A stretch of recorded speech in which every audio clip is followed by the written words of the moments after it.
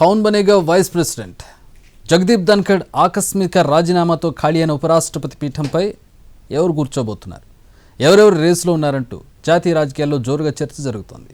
NDA కూటమికి స్పష్టమైన majority ఉంది. దీంతో ఎన్డీఏ అభ్యర్థి విజయం లాంఛనం.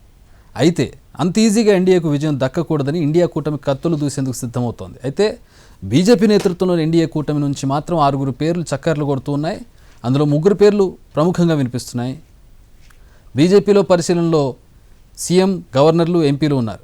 బీహార్ సీఎం నితీష్పై ఊహాగానాలు చక్కర్లు కొడుతూ ఉన్నాయి. అలాగే Rajya Sabha deputy chairman Harivansh Narayan Singh, Bihar governor Arif Mohammad Khan, Delhi lieutenant governor VK Saxena, Jammu Kashmir LG Manoj Sinha, Shashi Tharoor పేరు బీజేపీ పరిశీలిస్తున్నట్టు ప్రచారం జరుగుతోంది. అయితే నితీష్ జేడీయూ ఎంపీ, ప్రస్తుత రాజ్యసభ డిప్యూటీ చైర్మన్ హరివంశ్ నారాయణ్ సింగ్, బీహార్ గవర్నర్గా ఉన్న ఆరిఫ్ మహమ్మద్ ఖాన్లో ఒకరికి ఛాన్స్ ఉండొచ్చని తెలుస్తుంది. ఎందుకంటే త్వరలో బీహార్ ఎలక్షన్స్ ఉన్నాయి. కొన్ని నెలల్లోనే బీహార్ అసెంబ్లీకి ఎన్నికలు జరగబోతున్న తరుణంలో బీజేపీ, జేడీయూలు కలిసికట్టుగా పోటీ చేస్తున్నాయి.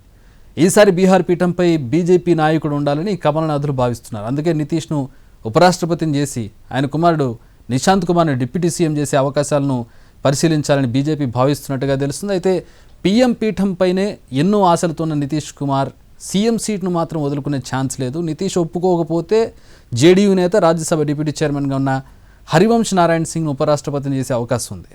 ప్రధానమంత్రి నరేంద్ర మోదీకి కూడా హరివంశ్ అత్యంత సన్నిహితుడు.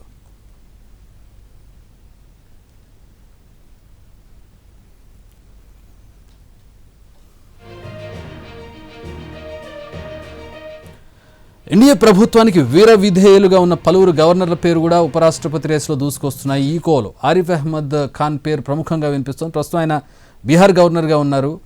హిందూ పురాణాలు, గ్రంథాలపై ఆరిఫ్కు మంచి అవగాహన ఉంది. ఆరిఫ్ను వైస్ ప్రెసిడెంట్ చేస్తే బీహార్లో ముస్లిం ఓటర్లను కూడా ఆకట్టుకోవచ్చు అనేది బీజేపీ వ్యూహంగా కనిపిస్తోంది. అయితే ఆర్జేడీ అధినేత లాలూ ప్రసాద్ యాదవ్తో ఆరిఫ్కు సన్నిహిత సంబంధాలు ఉండడం ఆయనకు మైనస్గా మారే అవకాశం ఉంది.